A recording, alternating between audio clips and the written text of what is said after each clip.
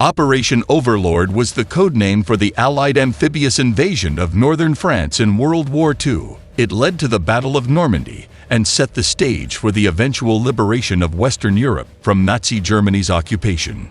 Taking place on June 6, 1944, it involved more than 5,000 vessels, 1,200 planes carrying airborne troops. Over 160,000 troops crossed the English Channel.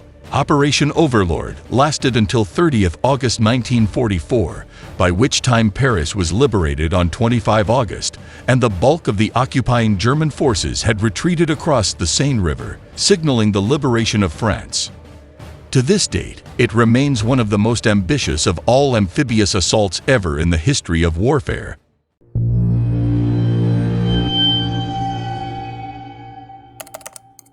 The Second World War had begun with the German invasion of Poland in September 1939. By 1941, most of Western Europe, including France, had fallen under the might of the German blitzkrieg. Being too overconfident, Hitler launched an invasion of the Soviet Union in June of 1941. Although the German army had made many gains in the Russian campaign, they were reversed by the defeat at Moscow and Stalingrad. From then on, the German army was on the defensive, with the Soviets planning an offensive towards Nazi Germany itself. But this wasn't enough to alleviate the pressure the Soviet armies faced. Joseph Stalin was of the opinion that a second front was needed in order to bring Nazi Germany to heel. The other Allied leaders too were of the same opinion, but they needed time to plan such an undertaking. The Allies had launched certain punitive raids into Nazi-occupied France to disrupt the German war machine. Some were successful, while some were a disaster. One of these disasters was the raid at Dieppe in 1942. It taught a valuable lesson to Allied planners that attacking a heavily fortified position without artillery and air support was suicidal. However, it signified to the Germans that static defenses were more than enough to repel any Allied assault. This thinking would prove disastrous on June 6, 1944. Soon an agreement was reached between the three Allied powers at the Trident Conference in 1943 that an invasion of Europe would take place, thus opening up the second front Stalin wanted.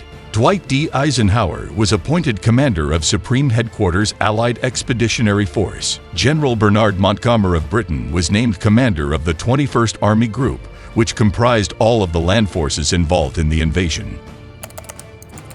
The Allied forces faced the critical task of selecting an optimal invasion site to counter Nazi Germany's occupation. The previous invasion of Italy in 1943 had not applied enough pressure, leaving the Allies searching for alternatives. Spain's neutrality, Denmark and Netherlands' heavy German presence, and Norway's unsuitable beaches ruled them out. Ultimately, France emerged as the prime choice due to its numerous landing possibilities. Normandy and Pas-de-Calais were selected as potential invasion sites, but the Germans were anticipating an attack at Calais, leading them to concentrate their best forces there. Despite this, Normandy was chosen for its logistical advantages and lighter defenses. To maintain secrecy, the Allies executed a massive disinformation campaign, employing fake army groups, false troop movements, and double agents to mislead the German army command.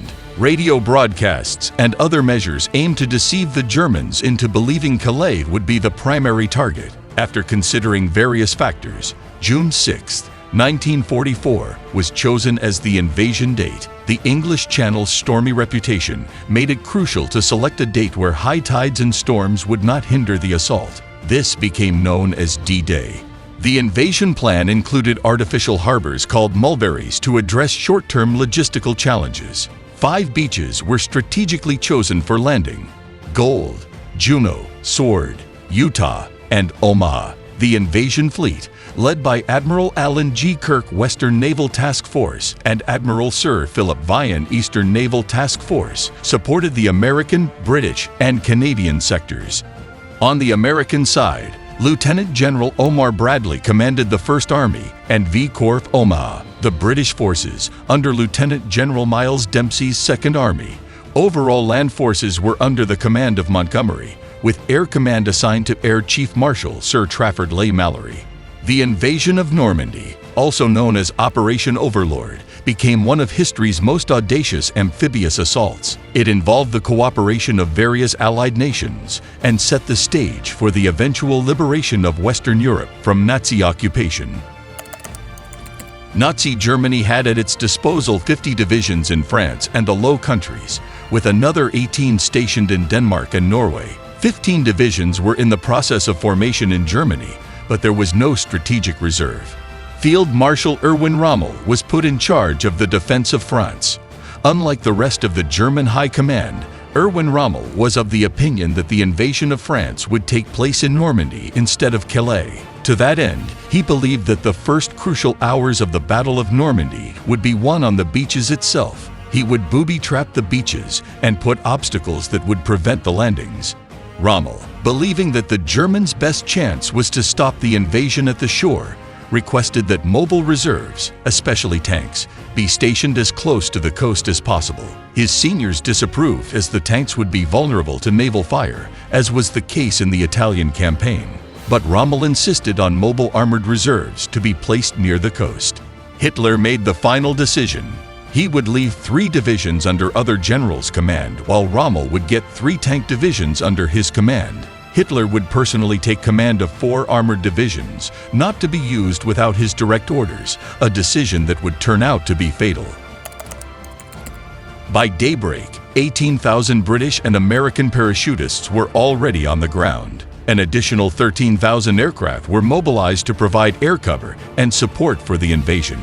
At 6:30, American troops came ashore at Utah and Omaha beaches. The British and Canadians overcame light opposition to capture Gold, Juno, and Sword beaches. So did the Americans at Utah. The task was much tougher at Omaha Beach. However, where the U.S. 1st Division battled high seas, mist, mines, burning vehicles, and German coastal batteries, including an elite infantry division, which spewed heavy fire. Many wounded Americans ultimately drowned in a high tide. British divisions, which landed at Gold, Juno, and Sword beaches, and Canadian troops also met with heavy German fire. But by day's end, 155,000 Allied troops, Americans, British, and Canadians, had successfully stormed Normandy's beaches and were then able to push inland. Within 3 months, the northern part of France would be freed, and the invasion force would be preparing to enter Germany, where they would meet up with Soviet forces moving in from the east. The Germans suffered from the lack of coordination and confusion, as Field Marshal Erwin Rommel was on leave to celebrate his wife's birthday. Initially, Hitler believed that the invasion was a ruse to cover for the real invasion happening in Calais. Hence, he refused to release the divisions under his command for a counterattack, and reinforcements had to be called from a considerable distance. This delay would prove costly for the Germans. Though D-Day did not go off exactly as planned, as later claimed by British Field Marshal Bernard Montgomery, for example, the Allies were able to land only fractions of the supplies and vehicles they had intended in France. The invasion was a decided success. By the end of June, the Allies had 850,000 men and 150,000 vehicles in Normandy and were poised to continue their march across Europe. If you found this video interesting, don't forget to give it a thumbs up and subscribe to our channel for more exciting content. We appreciate your support and look forward to bringing you more captivating videos in the future. Thank you so much for watching, and we will see you in the next one.